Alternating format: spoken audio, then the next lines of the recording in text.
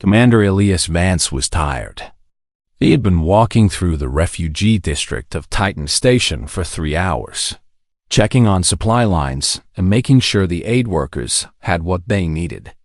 The station was home to over 2 million beings now, and almost half of them lived in this district. They were the broken ones, the ones who had lost everything in the great wars that had shaken the galaxy for the past 30 years. Elias was 52 years old. He had been born in the final years of the occupation, when the dragons still ruled Earth and humanity was nothing more than cattle to them. He remembered very little of those times, just flashes, the sound of his mother crying, the shadow of something massive passing over their house, the day the sky turned red and the ships came down and humanity finally said, "Enough." That was 30 years ago. Humanity had won. The dragons were gone. And yet here he was, walking through the wreckage of what that victory had cost. The refugee district smelled of recycled air and too many bodies. People from a dozen different species sat in corners, wrapped in thermal blankets, waiting for food rations or medical attention. Elias nodded to the ones who met his eyes. Most did not. They had learned long ago that powerful beings rarely brought good news. He was about to turn back toward the main corridor when he saw her.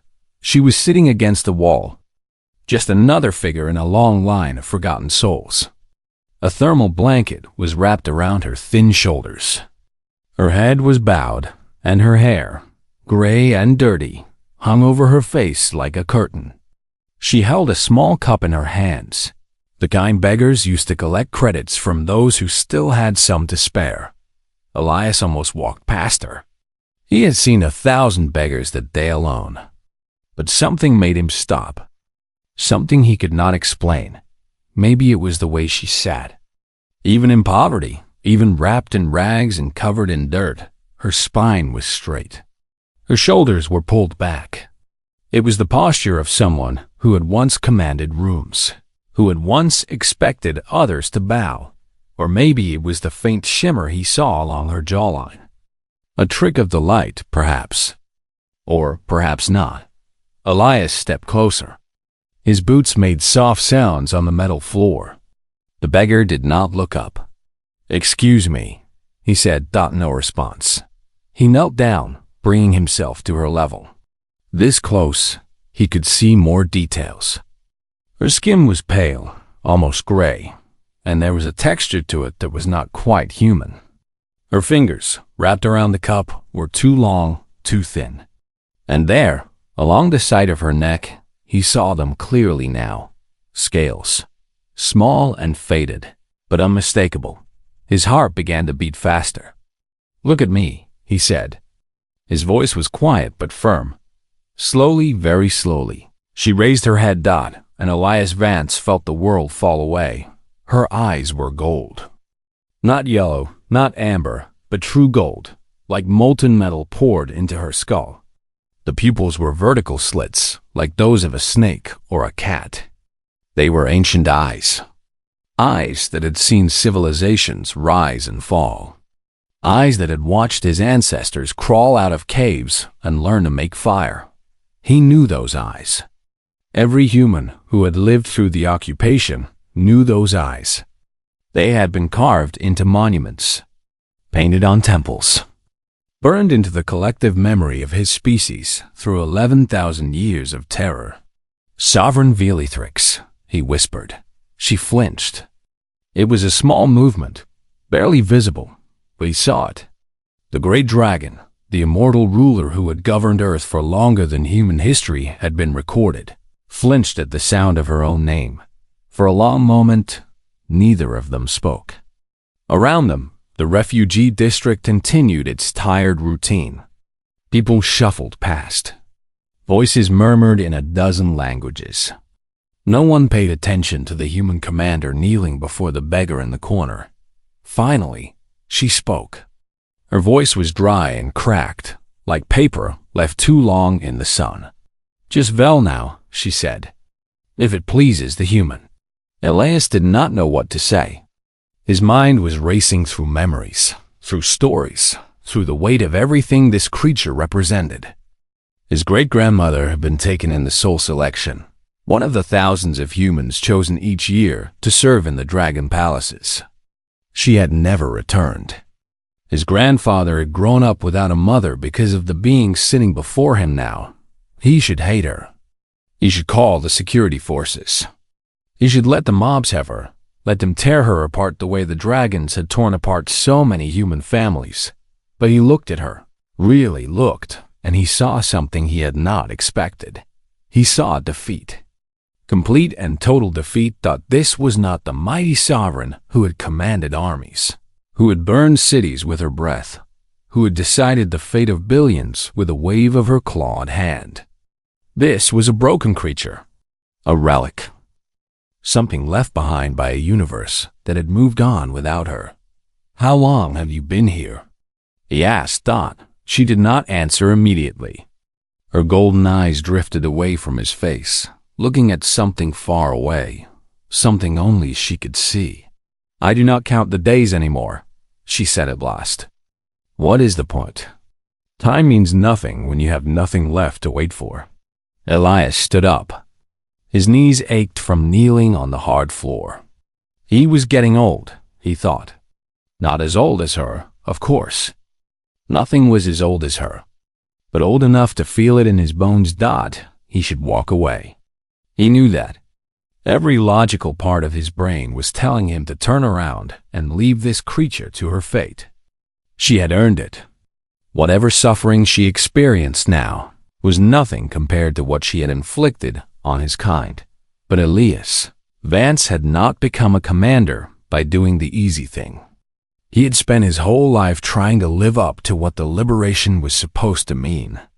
Humanity had not just fought for freedom. They had fought for the right to be better than their masters. He reached down and offered his hand. Velithrix looked at it.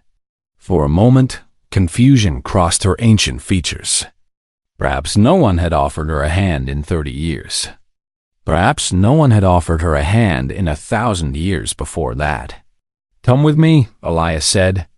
"You need food, and water, and probably medical attention." "Why?" she asked. It was a simple question, but it carried the weight of everything. Why would a human help a dragon? Why would the conquered show mercy to the conqueror? Elias did not have a good answer. "Not yet." "Because I can," he said. And for reasons he would spend the rest of his life trying to understand.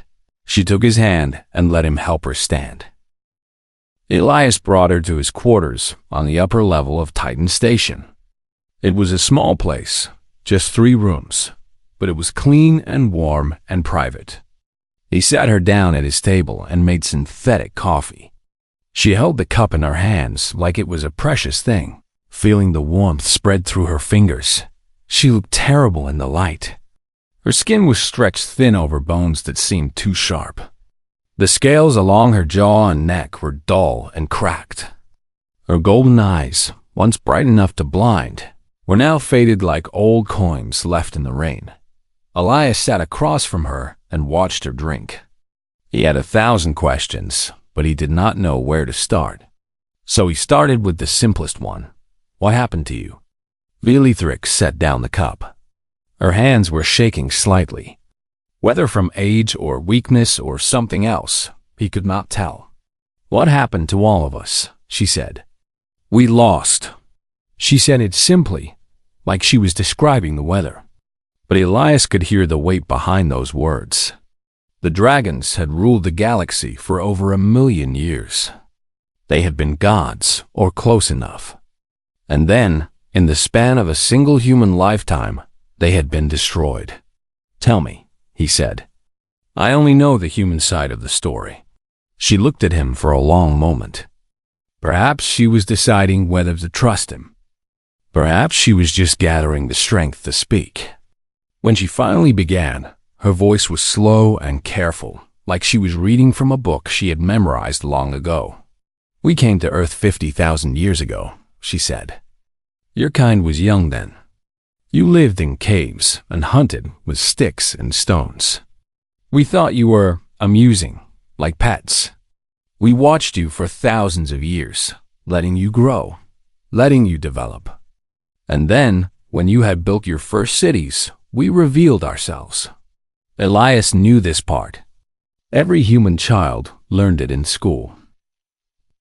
The Day of Fire, they called it, when the dragons descended from the sky and declared themselves the rulers of Earth, when humanity learned that they were not alone in the universe, and that the universe was not kind. For 11,000 years we ruled you, Velithrix continued. We built our palaces on your mountains. We demanded your tribute. We took your children for our servants. And we never, not once, considered that you might one day rise against us. Why not? Elias asked. She smiled, but it was a bitter smile. Because we were immortal. Because we had ruled 100 species before you. Because we were so certain of our own power that we could not imagine anything else. She picked up the coffee cup again, turning it in her hands. But you were different. We did not see it at first. We thought you were like the others, like the Villani or the Kreth or the dozen other species we had conquered. Weak, fearful, easy to control. But you were not like them at all. What were we like?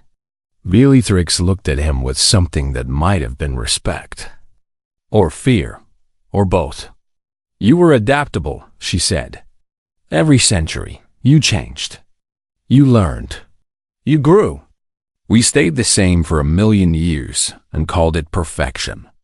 But you never stopped evolving. Your technology, your societies, your way of thinking. Every generation was different from the one before. She shook her head slowly. We should have killed you all when we had the chance. That is what we did to the Kreth when they became too dangerous. But we were arrogant. We thought we had time. We thought we could control you forever. Elias leaned forward. What happened when we discovered FTL? This was the turning point. Every human knew the story. 200 years ago, a team of scientists in a hidden laboratory had cracked the secret of faster-than-light travel. Within a decade, humanity had reached the stars.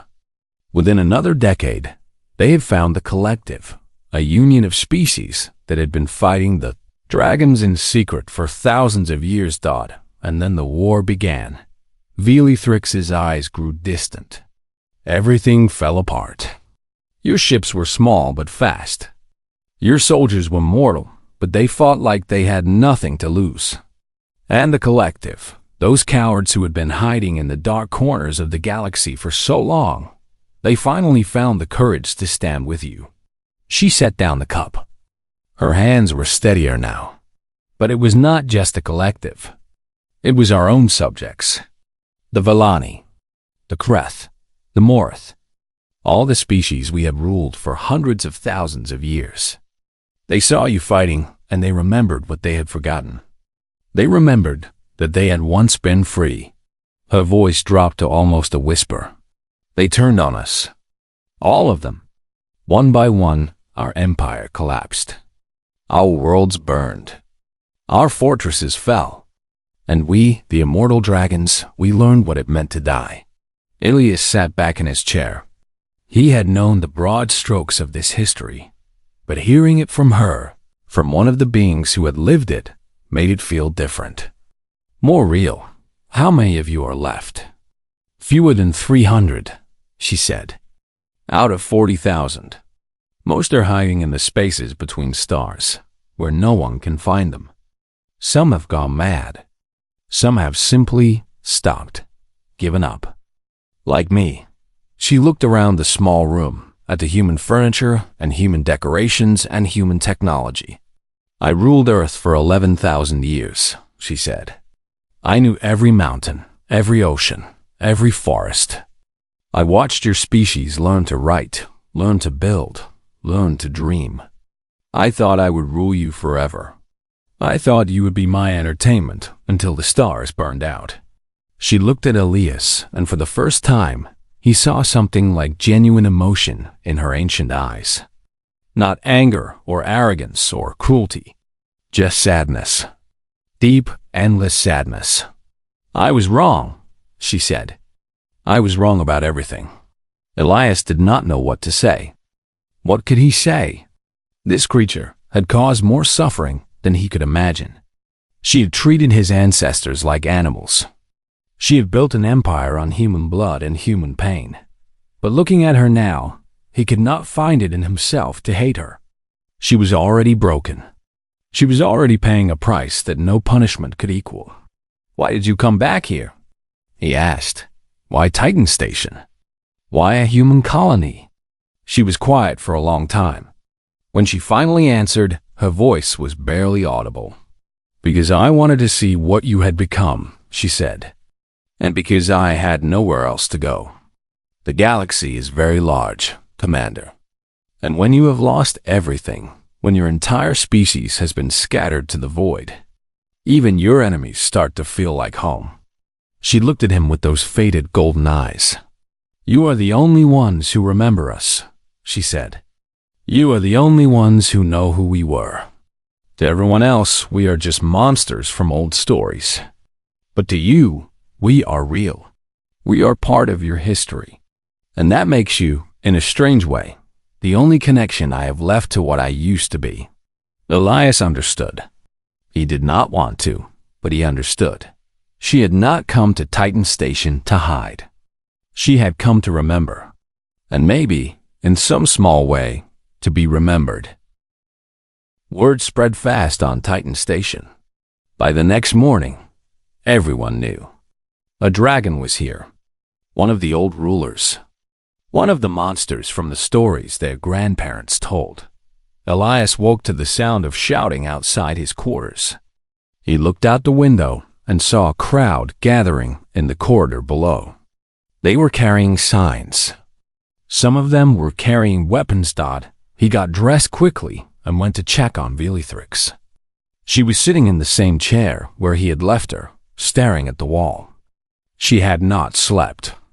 Perhaps dragons did not need to sleep. Perhaps she had simply forgotten how. "They know," she said without looking at him. "Yes, they want me dead. Probably." She turned her head slowly to face him. "Will you give me to them?" Elias did not answer. Instead, he walked to the window and looked down at the crowd. There were maybe 200 people now, and the number was growing. He could see security officers trying to maintain order, but they were badly outnumbered. A rock crashed through the window, showering glass across the floor. Velithrix did not flinch. Elias did. "Commander Vance," someone shouted from below. "Send out the dragon. She belongs to us. She belongs to justice." Elias stepped away from the window. He activated his communication device and called for backup. Then he turned to face Velithrix. "Stay here," he said. "Do not move. Do not go near the window. I will handle this." She looked at him with an expression he could not read. "You are risking your life for me." "Why?" He did not have time to answer. He was already out the door. The crowd was angrier than he had expected. These were not criminals or troublemakers. These were ordinary people, workers, families, people who had lost loved ones to the dragons, or whose parents had lost loved ones, or whose grandparents had. The pain went back generations. It was written into their genes. Elias pushed his way to the front of the crowd and held up his hands. "Listen to me," he shouted. "I understand your anger. I share it. But this is not the way. She killed millions." Someone screamed. "She killed my grandmother. My whole family was destroyed because of her." "I know," Elias shouted back. "My great-grandmother was taken in the soul selection. I know what the dragons did. But if we murder a helpless prisoner, we become no better than they were." The crowd did not like that. They pushed forward, and for a moment, Elias thought they would simply run him over. But then Captain Yuki Tanaka appeared at his side, along with a squad of security officers. They formed a line in front of Elias's quarters, weapons ready but not raised. The crowd stopped. They were angry, but they were not stupid. They knew what would happen if they attacked station security. "This is wrong, Commander," Tanaka said quietly, not looking at him. "You know this is wrong. I know what I'm doing. Do you? That thing up there is responsible for more death than any being in human history. She does not deserve your protection. She does not deserve anything except a slow death." Elias turned to face her. Tanaka was one of his best officers. She had served with him for 15 years. He trusted her completely. But right now, her eyes were full of a hatred he had never seen before. "Your family," he said. "Tell me." She was silent for a moment.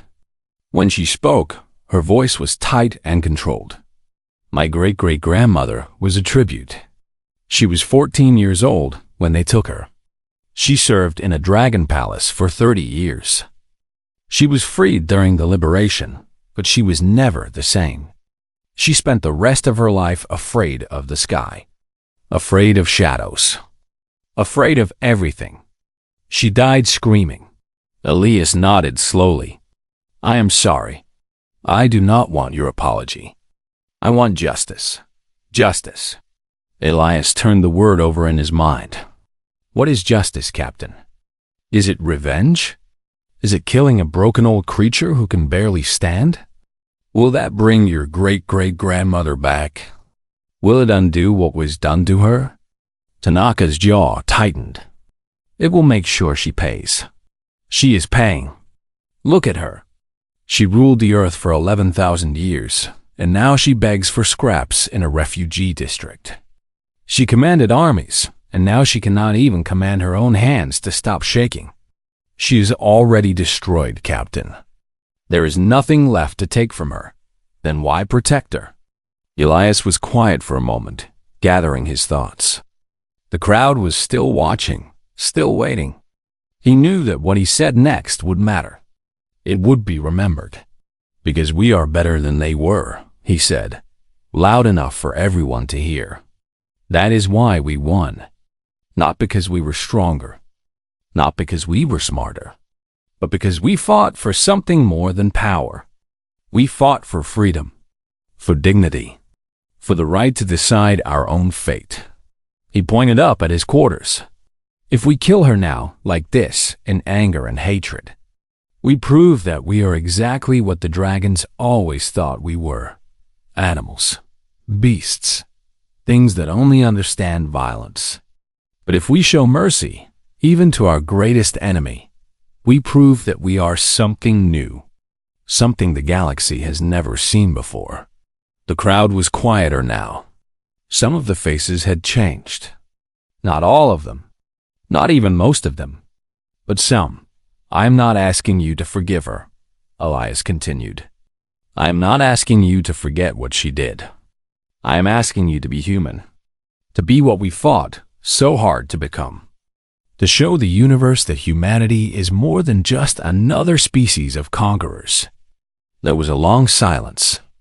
Then, slowly, people began to turn away. Not all of them. Some stayed, their faces hard and their eyes cold. But enough left that the tension began to ease. Tanaka looked at him. Her expression was unreadable.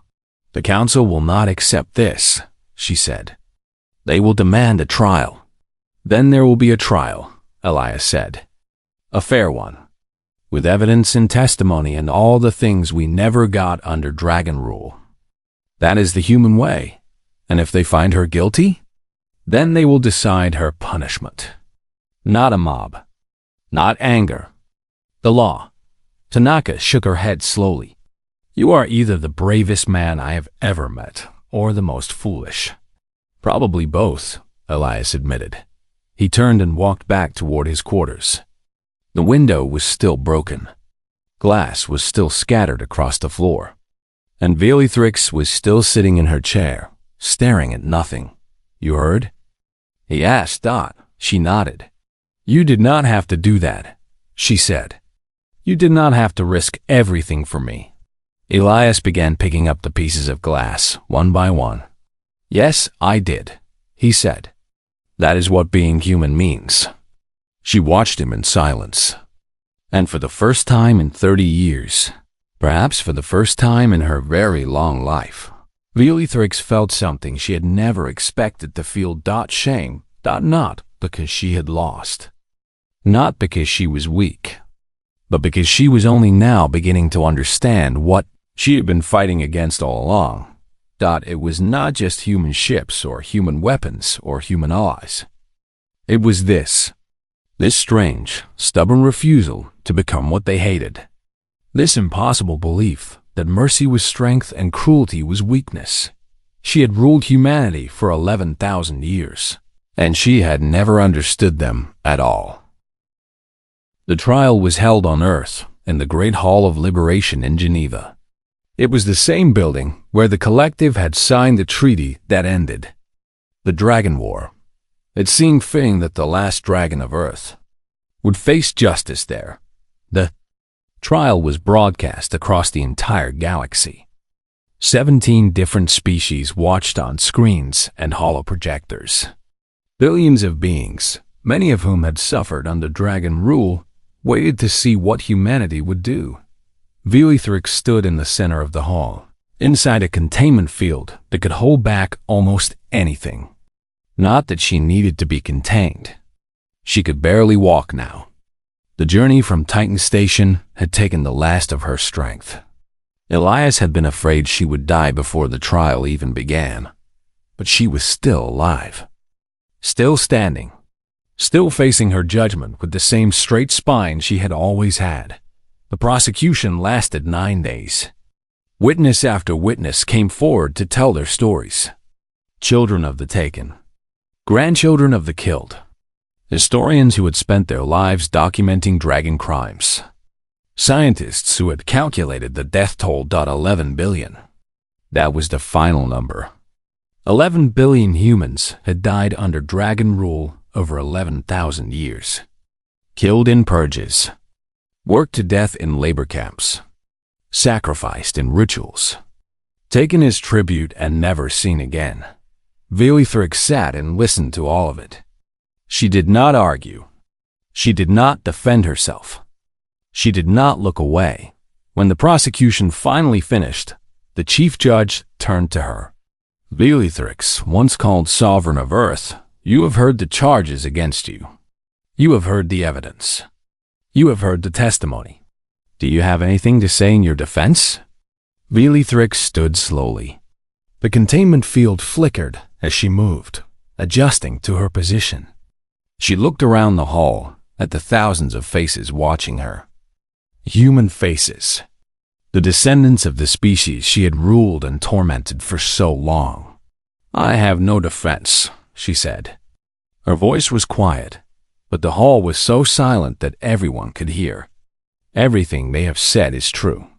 I did those things. I ordered those deaths. I watched your ancestors suffer, and I felt nothing but amusement." There was a murmur in the crowd. Some people had expected her to beg for mercy. Others had expected her to be defiant. No one had expected her to simply admit everything. "I could tell you that I was raised to be this way," she continued. "That my kind has always been this way. That we knew nothing else. For 1,000,000 years, we ruled the galaxy, and we never questioned ourselves. We were immortal. We were powerful. We believed we were perfect." She paused, gathering her strength. But that would be an excuse. "And in these past 30 years, living among you, watching you from the shadows, begging for food on your stations, I have learned that excuses mean nothing. They do not bring back the dead. They do not heal the wounds. They do not undo the evil that was done." She looked directly at the chief judge. "I am guilty. I know this. Whatever punishment you choose, I will accept it. I have no right to ask for mercy." She was silent for a moment. Then she turned to face the crowd. "But I want to tell you something. Not to defend myself. Just so you understand." The hall was completely quiet. Every eye was on her. I lived for over 300,000 years, she said. I ruled Earth for 11,000 of those years. I ruled other worlds before that. I have commanded armies and destroyed cities and made entire species kneel before me. And in all that time, I never once experienced kindness from another being. She let that sink in. We dragons did not believe in kindness. We believed in power. We believed in fear. We believed that the strong ruled and the weak served, and that was the only law. That is how we built our empire. That is how we thought the universe worked. Her voice grew softer. But in 30 years of hiding among you, 30 years of being nothing, having nothing, I experienced kindness 3 times. Once from a shopkeeper who gave me food when I had no money. Once from a doctor who treated my wounds without asking for payment. And once from a human commander who found me begging at a refugee camp and brought me to his home instead of leaving me to die. She looked at Elias, who was sitting in the front row of the audience. That kindness, freely given to an enemy, to a monster, to a creature who deserved nothing but hatred. That is something my species never achieved in 1,000,000 years. We never learned it. We never even tried. She turned back to face the judges. You defeated us in war. That was impressive. We had never been defeated before. But that is not what destroyed us. What destroyed us was the discovery that you were better than us. Not stronger. Not smarter. Better. You had something we never had. Something we could not even understand. Her voice broke slightly. You had the ability to show mercy to those who did not deserve it. You had the ability to fight without becoming monsters. You had the ability to win without losing yourselves. She lowered her head. You are not merely our successors. You are our betters. And that is not your shame. It is mine. It is the shame of my entire species. We had 1,000,000 years to learn what you learned in a few thousand. And we failed. We failed completely. She raised her head one last time. Whatever you decide, know this. You have already proven everything you needed to prove. The fact that I am standing here in a court of law, facing a trial instead of facing a mob, that is the final victory. That is the proof that you are different, that you are something new in this universe. She fell silent. The hall remained quiet for a long moment. Then, slowly, the chief judge spoke. The court will take a recess to deliberate. We will announce our verdict in 3 days. The 3 days felt like 3 years. Elias barely slept. He sat in his quarters on Titan Station, watching the news feeds, reading the endless arguments about what should be done with the dragon. Some wanted her executed. That was the majority opinion. Kill her and be done with it. Show the galaxy that humanity did not forgive, did not forget, but others disagreed. They pointed to her testimony, to the power of her words. They said that killing her would prove nothing, that it would make humanity look weak, not strong. That true power was showing mercy when you had every right to be cruel. On the 3rd day, Elias returned to Earth for the verdict. The hall was even more crowded than before. Every seat was taken.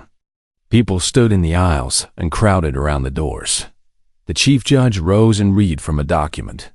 After careful consideration of all evidence and testimony, this court has reached a unanimous decision. Elias held his breath. The defendant is found guilty of crimes against humanity spanning 11,000 years. This is beyond dispute. However, the sentence we impose is not death. A wave of sound rolled through the hall. Shock, anger, relief, confusion. The judge continued. Instead, the defendant is sentenced to service. For the remainder of her natural life, she will serve humanity. She will share all the knowledge and technology of her species. She will teach and advise and assist in whatever way is required. She will witness the civilization she tried to destroy as it grows and thrives. The judge looked directly at Velithrix. You wanted to rule over us forever. Instead, you will serve us forever. You will watch us become everything you never believed we could be. That is your punishment. That is your redemption. That is the human way. Velithrix bowed her head, and in the Great Hall of Liberation, where the Dragon War had ended, humanity chose mercy over revenge. It was the most powerful thing they had ever done. 5 years had passed since the trial. Elias Vance stood on the observation deck of the new Geneva Science Center, watching the Earth turn slowly beneath him. The planet looked different now than it had in the old photographs from before the liberation. The scars of dragon rule were still visible if you knew where to look. The great crater where the Tokyo Hive had been. The glass plains of what was once the Sahara Desert.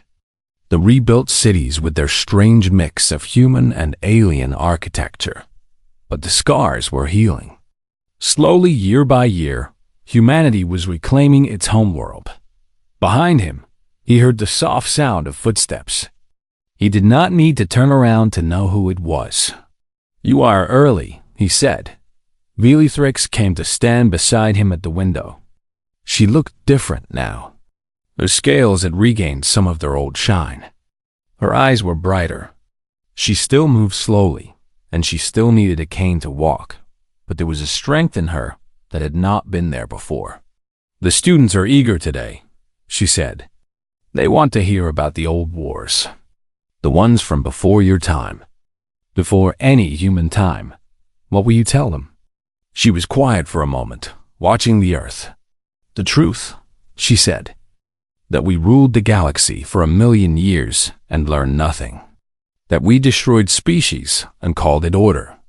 That we built an empire on fear and thought it would last forever. She turned to look at him. And that we were wrong. About everything. Elias nodded. He had heard her give this lecture many times over the past 5 years. It never got easier to listen to. But it was important. The young ones needed to know. They needed to understand what their ancestors had overcome. The Collective Council meets today, he said. They are discussing the expansion. I heard. 12 new systems, correct? 14, actually. The scouts found 2 more last week. Velithrix shook her head slowly. In my time, expanding to 14 systems would have taken a century. Longer. We were so careful, so afraid of overreaching. She made a sound that might have been a laugh. You do in 5 years what we could not do in 100. We have good teachers, Elias said. She looked at him sharply, searching for mockery in his words. She found none. You are strange people, she said finally. You know that, yes? In all my centuries, I have never encountered a species like you. Is that good or bad? I do not know. Perhaps both. She returned her gaze to the window. When I was sovereign, I used to watch your cities from above. I would look down at all those tiny lives, all those brief little flames, and I would wonder why you tried so hard. You knew you would die. You knew your works would crumble. You knew that in a century, everything you built would be dust. And yet you kept building. You kept creating. You kept reaching for things you could never grasp. What did you think that was? Foolishness, she admitted. I thought it was foolishness. The desperate scrambling of creatures too stupid to understand their own insignificance. She was silent for a long moment. I was wrong. It was not foolishness. It was courage. The kind of courage that my species, for all our power and all our immortality, never possessed. She turned to face him fully. You know why we really lost, Commander? Not because of your ships. Not because of the collective. Not because our subjects turned against us. We lost because we could not imagine being you. We could not imagine wanting what you wanted. We could not imagine fighting for something bigger than ourselves. She placed her clawed hand on the window. touching the image of Earth. We had everything: power, time, resources. We could have done anything, built anything, become anything. But we spent a million years doing the same thing over and over, never changing, never growing, never learning. We were so afraid of losing what we had that we never tried to become what we could be. She looked at Elias with something like wonder in her ancient eyes. But you had nothing. You were slaves, cattle, dust beneath our feet. And yet, you dreamed of being free. You dreamed of reaching the stars. You dreamed of a universe where you would not be ruled by monsters. And then, against all logic, against all history, against everything we believed was possible, you made those dreams real. She shook her head. That is why you won. Not because you were stronger, because you were braver, because you could imagine a future that we could not even see. Elias did not know what to say. In all the years he had known her, Bellatrix had never spoken so openly. Why are you telling me this? He asked. Because today is an anniversary, she said. 5 years ago today, you found me in that refugee camp. 5 years ago today, you offered your hand to your greatest enemy and chose mercy instead of revenge. She bowed her head, a gesture of respect that no dragon had ever shown to a human. I wanted to thank you, not for saving my life. My life is worth very little, but for showing me what I had been blind to for 300,000 years. Elias was uncomfortable with her gratitude. He shifted his weight from one foot to the other. I did not do anything special, he said. I just did what any human should do. Bellatrix raised her head and looked at him with those golden eyes. Yes, she said softly. That is exactly my point. What any human should do. Mercy. Compassion. The choice to be kind when you have every right to be cruel. You think these things are normal. You think everyone should know them. She made that strange laughing sound again. They are not normal, Commander. They are extraordinary. My species ruled the galaxy for 1,000,000 years and never learned them. The Villani, the Kreth, the Morith, none of them learned. But you, in just a few thousand years, you learned something that the universe had never seen before. She turned back to the window, watching the earth turn. That is why you are going to inherit everything, she said.